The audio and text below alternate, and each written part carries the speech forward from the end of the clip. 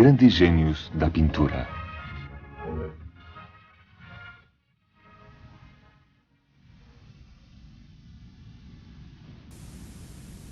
Observem agora a figura do homem. Podemos dizer que ela encerra um pequeno mundo. Podemos ver que nele cada parte do corpo está composta exclusivamente pela arte e não por uma mera casualidade, e que todas as formas conjugadas produzem um resultado muito bonito, de tal forma que dificilmente podemos saber se é pela sua utilidade ou pela graça que dão cada vez mais ao rosto humano e ao resto do corpo por cada membro, como os olhos, o nariz, a boca, as orelhas, os braços, o peito e também outras partes.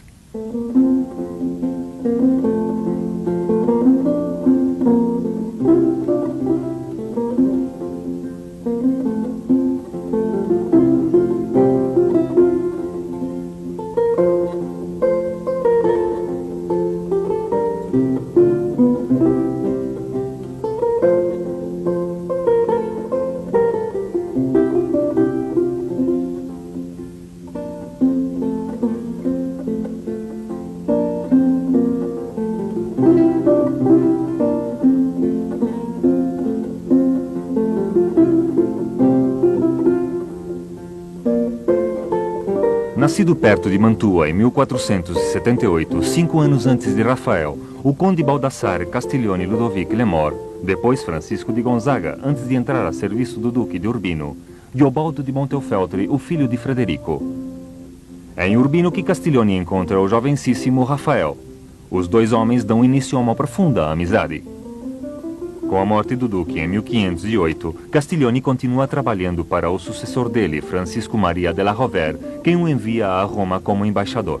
Aí ele reencontra Rafael. Em 1514 ou 1515, Castiglione encomenda ao pintor para fazer o seu retrato. Nesta mesma época, o conde redige a primeira versão de um livro que lhe proporcionará uma imensa glória. O livro do Cortesão narra em forma de diálogo 4 tardes no Palácio de Urbino em março de 1507. Eruditos e poetas se entregam ao prazer da conversa em volta da duquesa Elizabeth Gonzaga. São evocadas as boas maneiras, as mulheres, os príncipes instruídos, o amor, a pintura, a música e principalmente as qualidades necessárias no homem da corte.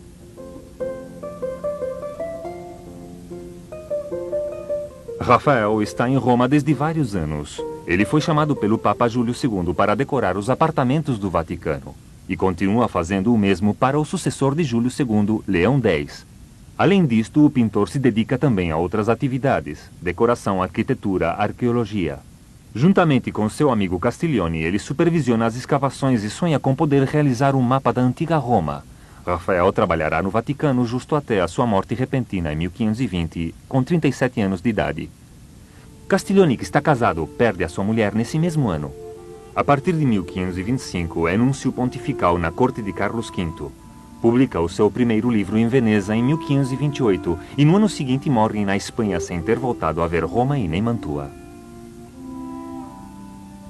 Após a morte de Castiglione, o quadro que ele tinha levado consigo a Madrid é enviado a Mantua. Mantua, Urbino, Veneza, Amsterdã, finalmente Paris, o quadro passa pelas mãos de vários proprietários antes de fazer parte da coleção de Mazarin e depois da coleção de Luís XIV em Versalhes.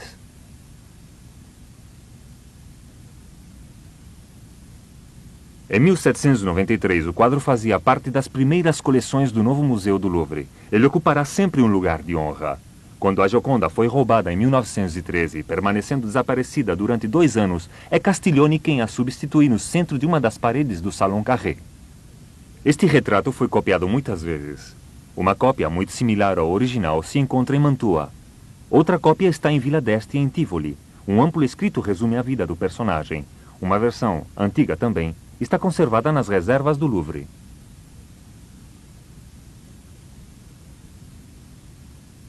Rubens copiou esta tela de Rafael durante os primeiros anos do século XVI. O seu quadro mostra mais espaço sobre a cabeça e pinta também as mãos do personagem. Enfim, Rubens transforma Castiglione num personagem dramático, atormentado, mais coerente com a estética barroca. Rembrandt viu o quadro em Amsterdã durante um leilão e o desenha. Ele ficou impressionado com a prestância do personagem da mesma forma que o Homem em Azul de Tiziano. Rembrandt se inspira nestas 2 imagens para pintar vários autorretratos.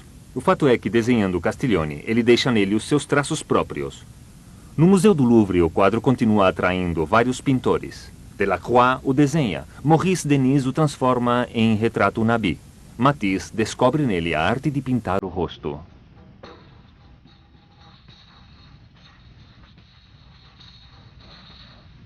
A maior parte dos quadros de Rafael foi pintada sobre madeira.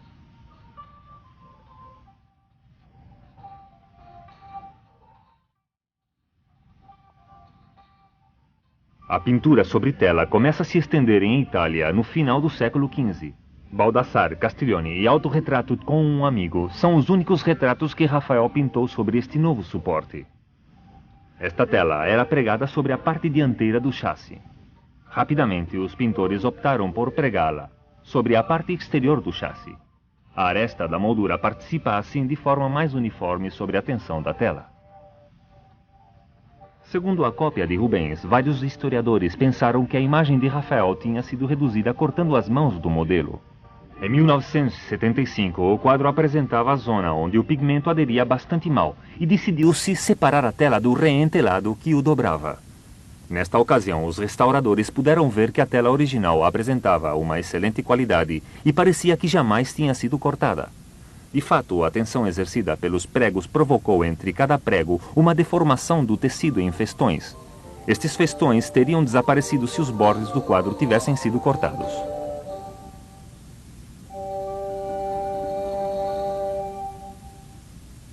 Rafael fazia vários desenhos de preparação.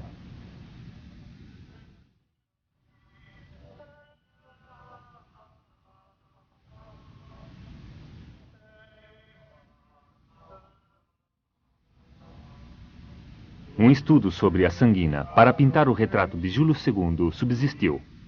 Os traços são precisos. As sombras estão figuradas pelas achuras mais ou menos densas.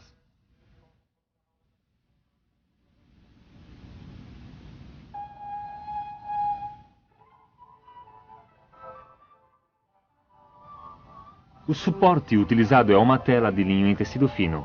Ela é revestida por uma mistura de branco alvaiade e óleo tingido por grãos de pigmentos castanhos, vermelhos e pretos. Sobre este fundo cinza claro, Rafael pode corrigir os seus desenhos com a ajuda de traços de pincel, como demonstra, por exemplo, no São Lucas penteando a Virgem, um quadro que durante muito tempo foi atribuído ao pintor. Estes traços ainda podem ser observados em vários pontos do quadro. Depois ele fazia um rascunho, dispondo de cores diluídas e recobrindo pouco a pouco com umas poucas camadas finas.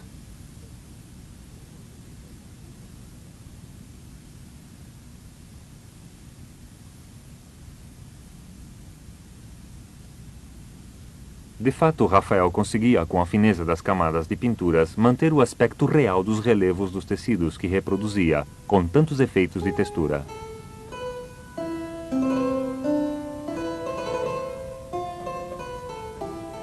A superfície granulada da camada pictórica redifunde assim a luz em todas as direções e dá ao quadro um aspecto muito mais mate.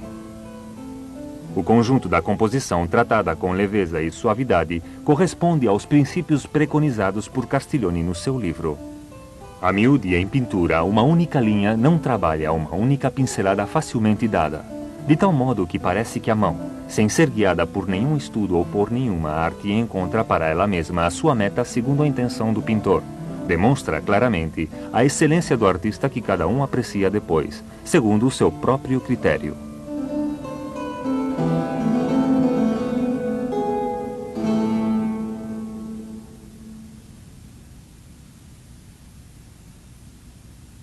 Na época moderna, o quadro a miúde invernizado com a ajuda de preparações tingidas se apresentam com uma imagem quase monocromática, onde domina o ocre amarelo e castanho. Durante a restauração de 1975, os vernizes foram diluídos e o quadro recobrou os seus valores originais. O castanho passou a ser cinza colorido, o preto ganhou em profundidade, os olhos antes escuros recobraram a sua cor clara. O retrato está composto a partir de uma gama reduzida de cores e que, no entanto, geram uma grande variação.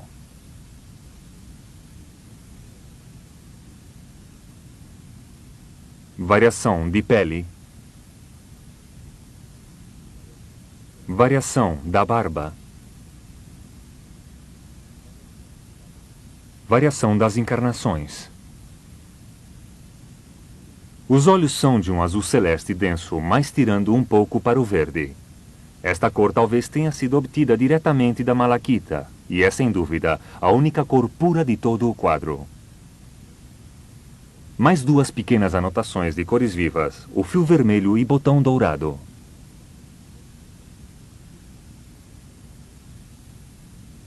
O terno escolhido por Castiglioni para pousar para o pintor determinou todo o equilíbrio cromático do quadro.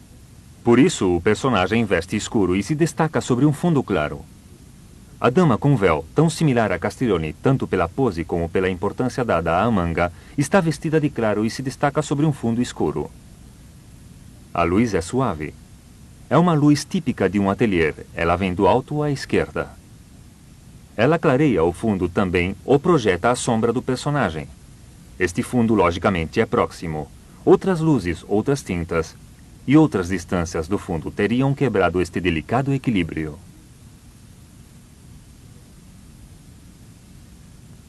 Os bordes inferiores do gorro de Castiglioni realçam as diagonais do quadro. O oval do rosto está situado dentro do quadrante superior. A mediana passa pelo interior do olho esquerdo. Este recorte aparece em vários retratos de Rafael. Um dos olhos do personagem, normalmente o olho esquerdo, tem uma posição central.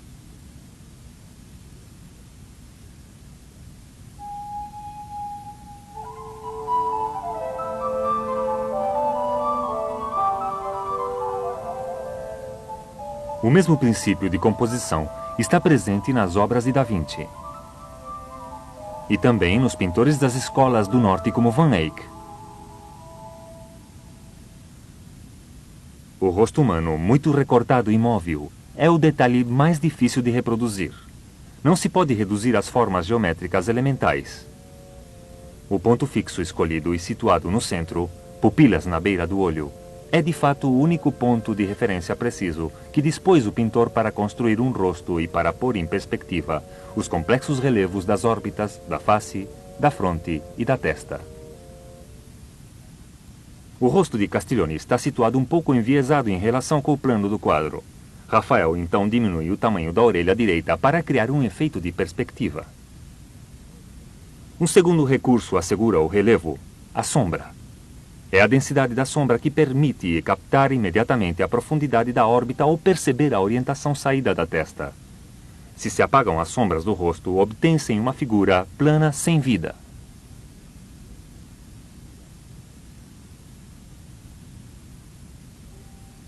O rosto, o penteado, as roupas desenham uma série de grandes curvas em S ou em 8 que limitam formas redondas e redes de linhas ordenadas.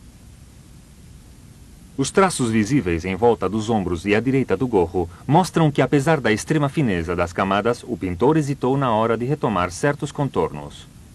Ele estreitou os ombros do modelo ou apagou o encosto de uma cadeira a fim de isolar melhor a silhueta do seu amigo.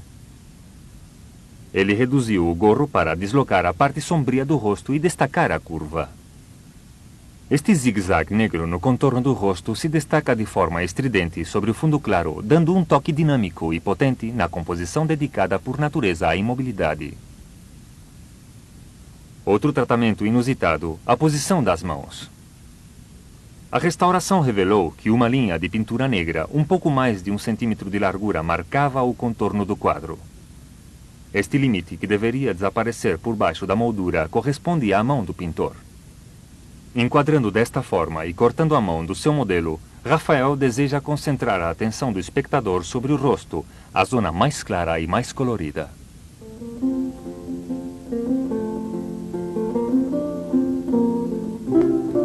Durante a Renascença, bustos de mármore ou de bronze, medalhas, miniaturas, grandes retratos pintados traduzem o nascimento de um novo comanditário e de uma forma de exaltação do indivíduo, até então desconhecida na Europa. Os retratos expõem a glória dos vivos e conservam os traços das dinastias.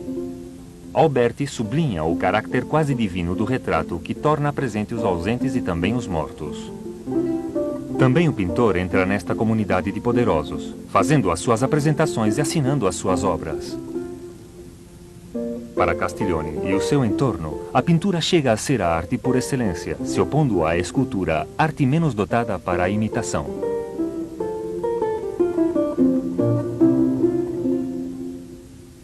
Rafael era célebre e procurado por suas Madonas.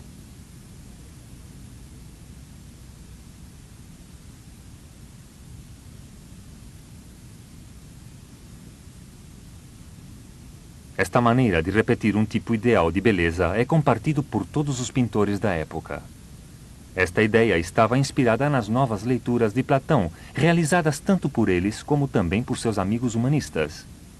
Assim, Rafael utiliza o mesmo rosto para uma figura cristã, Santa Catarina de Alessandria, como para uma figura mitológica, Galateia, que ele pinta a fresco para decorar a vila de Agostino Chigi em Roma. Com os retratos de personagens contemporâneos, já não se trata mais de evocar um tipo ideal ou um ser sobrenatural, mas de imitar a natureza da forma mais próxima possível, quer dizer, o modelo já não posa justo em frente do pintor. Cerca de 20 retratos de Rafael ainda subsistem. No retrato de Agnoldo Doni, um rico banqueiro mecenas, os dois polos do quadro são o rosto e as mãos. A mesma importância das mãos, a mesma paisagem em continuidade e, consequentemente, a mesma luz no retrato de sua mulher Madalena. Porém, este retrato tem um antecedente famoso, a Gioconda, que Rafael pôde ver em Roma ou em Florença. Um desenho de Rafael está inspirado no quadro de Da Vinci, que, na sua dimensão primitiva, mostra suas colunas nos lados da tela. O enquadramento e posição do personagem são os mesmos na Dama com Unicórnio, Madalena Doni, como também em Dama com Véu. Com a esfinge do jovem banqueiro Bindo Altoviti, Rafael sem dúvida se inspirou no retrato de Giorgione. Cria outra encenação. O rosto do modelo voltado para o pintor apanha a luz lateral e a destaca sobre um fundo escuro. A erudita Fedra Inghirami é retratada na sua mesa de trabalho, buscando a inspiração com os olhos voltados para o céu. Mas a pose escolhida pelo pintor introduz um elemento narrativo e é também uma astúcia do pintor com a natureza, pois Inghirami tinha um forte estrabismo divergente no olho direito. A modelo foi tratada pelo seu amigo pintor de uma forma benévola e encontra, assim, o seu defeito reduzido quase ao completo com o seu olhar insólito. A nova encenação surpreendente no retrato com um amigo, o rosto ligeiramente virado e o gesto em suspense do segundo personagem criam uma composição muito enigmática. No seu Castiglioni, Rafael retoma um modelo de Gioconda com esta pose ideal preconizada por Da Vinci. Busto em 3/4 e rosto voltado para o espectador. Todas as modulações de formas e das luzes surgem desta oposição entre busto e rosto. Porém, referindo-se a um modelo plástico anterior, o de Da Vinci, Rafael pintou o seu amigo tal como ele era? Outros retratos ou supostos retratos de Castiglioni são também conhecidos. Um deles, atribuído a Tiziano, está no Museu de Dublin. Outro quadro, neste caso anônimo, se conserva no Museu Cívico de Como. Castiglioni mostra uma medalha que lhe foi consagrada, mas desta vez de perfil. Todos esses retratos revelam uma similitude com os traços de Rafael.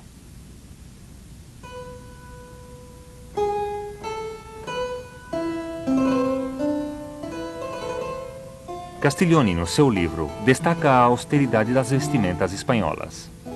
Agrada-me que se tenda um pouco mais para o grave e o escuro, deixando-o alegre, porque considero que uma roupa negra produz maior graciosidade que nenhuma outra cor pode dar.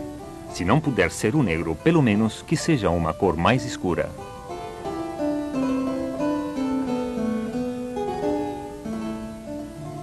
Os antebraços e a parte superior do gibão estão confeccionados num negro profundo.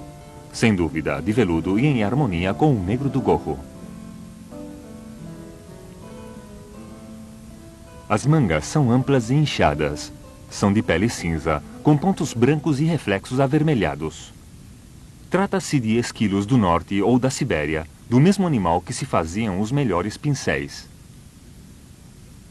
Castiglioni leva também um peitoral desta mesma pele, com uma fita preta fazendo jogo e uma faixa de cetim escarlate, da qual o pintor mostra apenas alguns fios. No peitoral, um botão grande fecha o gibão. O aspecto do traje é como o aspecto da pintura, uma forma de equilibrar ou opor com elegância as superfícies claras das escuras, as cores quentes das frias, as texturas lisas, as que não são. O toucado de Baltazar é mais difícil de decifrar. Os pretos estão muito próximos uns dos outros, talvez usados pelas limpezas antigas. Podemos distinguir duas partes, um toucado e uma boina. Uma grande boina de veludo preto azulado com dois grandes cortes onde encontramos numerosos exemplos nos quadros da época. É adornada com uma pena preta e com uma borla, mostrando apenas uma silhueta pouco precisa. As boinas decoradas eram muito apreciadas nessa época. Os reis rivais Carlos V e Francisco I usavam os dois o mesmo tipo de boina. O toucado de Giotto foi muito bem representado nas gravuras. É uma peça bordada que envolve o crânio. Numa carta à sua mãe, em outubro de 1505, tinha então 31 anos, Baltazar declara: espero com grande impaciência estes toucados. Entre as muitas consequências desta enfermidade, caíram-se os poucos cabelos que tinha. Por isso não posso ir a nenhum lugar sem o toucado. Inclusive a barba agora é algo mais do que um adorno. Na geração precedente, os homens não usavam barba.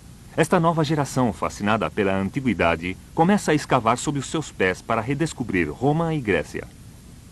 Usar barba permite identificar-se com os sábios e filósofos da antiguidade. A roupa que Castiglione veste não serve apenas para ser usada como vestimenta. Unindo o animal, plumas, peles, seda, e o vegetal, lã e algodão, reunindo sinais e cores, tem também uma função simbólica. É um reflexo de seus gostos, de sua atitude moral, de sua cultura. Como o corpo é a embalagem da alma, Erasmus pode dizer naquela época que a vida é o corpo do corpo.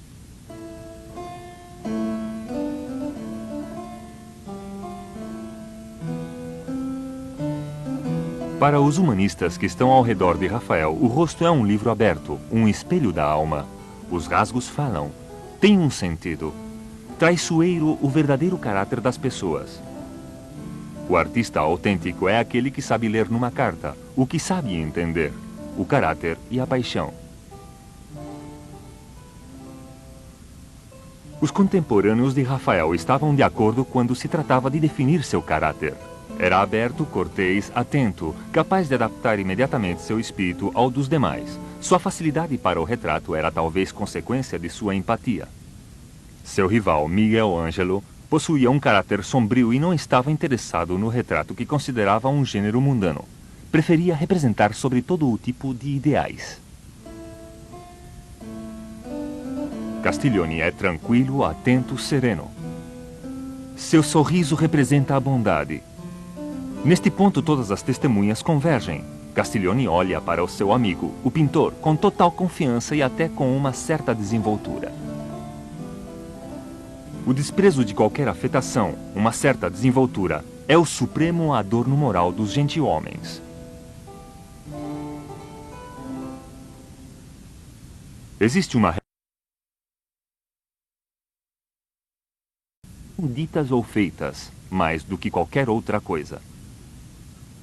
A de fugir o mais possível do escolho mais perigoso e duro da afetação, e para dizê-lo com uma expressão nova, usar em todas as coisas uma certa desenvoltura que escondem e provam que o que se diz é quase sem fadiga e sem pensar muito. Enfim, no rosto de Castiglione há uma matiz de melancolia. Esta melancolia do autor do livro Cortesão, que em seu prefácio constata que a maioria de seus personagens morreram. Talvez entre as diferentes sessões de pousar, conversou com Rafael sobre os amigos desaparecidos. Os seres humanos, como animais superiores, obedecem às normas de comportamento social, que têm muito a ver com suas relações hierárquicas, bem como com a expressão de seus corpos, dos movimentos de seus membros, de seu odor.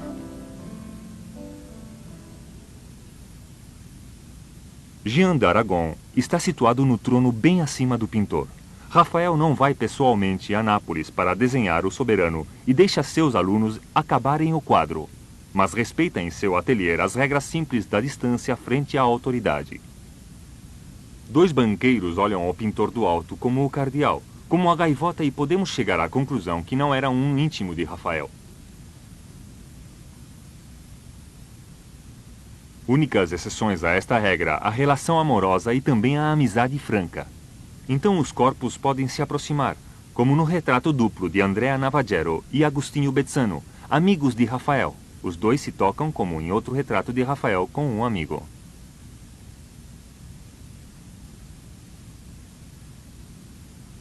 Castiglione, sentado num assento do qual apenas mostra um fragmento. Os dois personagens estão sentados dentro do eixo de visão do pintor. Rafael está sentado frente a seu amigo. Os olhos do modelo central é como se fossem um reflexo num espelho dos olhos do pintor. Conforme o princípio de inversão, os raios que saem dos olhos do pintor tecem as linhas do quadro e fazem nascer a figura do amigo. Porém, podemos imaginá-lo ao contrário. É o olhar do modelo que dá vida ao pintor. Este intercâmbio de olhares, este equilíbrio harmonioso entre os dois olhares é a melhor definição da amizade. Os primeiros retratos do século XV haviam perturbado muito. Um rosto cujo olhar dirigido ao espectador parecia que o seguia com os olhos ali onde o espectador fosse. Esta função mágica é muito mais evidente aqui. O pintor termina seu quadro colocando sobre os olhos mínimos toques brancos que tornarão o olhar de seu amigo íntimo e vivo. Por último, o rosto de Castiglione é representado em tamanho natural. O retrato que acumula assim todas as ilusões é uma espécie de ícone laico, um verdadeiro dublê do personagem. Não é de verdade. Mais verdadeiro que o natural. Falta apenas falar. Vai falar. Mais verdadeiro que o verdadeiro. Todas as expressões familiares dos espectadores dos retratos que se parecem já se encontram nos escritos da época. Castiglione casa-se com Ippolita Torelli, que teria um filho no ano seguinte, Camillo. Castiglione fica em Mantua até 1519, data em que regressa a Roma como embaixador de Frederico Gonzaga. Deixa seu retrato na casa familiar. Pouco depois escreve um poema em latim, Elegia, onde imagina Hipólita escrevendo-o.